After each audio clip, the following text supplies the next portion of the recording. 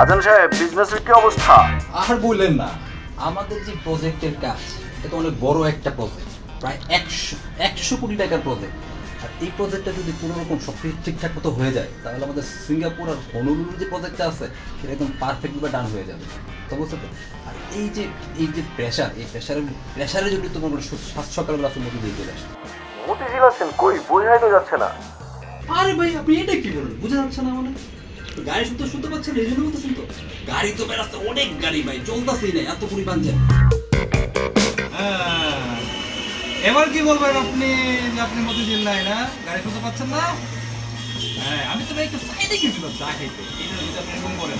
আর শুনেন, আমার কিন্তু আসতে খুব বেশিক্ষণ সময় লাগবে না, আপনি করে ধরে 1 ঘন্টা পরে থাকেন আর কি।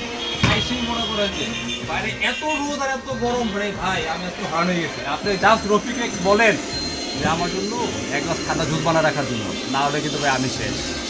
ঠিক আছে ভাই? তাহলে ভাই দেখা হচ্ছে 1 ঘন্টা পরে। ওকে ওকে ওকে ওকে ওকে, রাখলাম ভাই, রাখলাম। হ্যাঁ।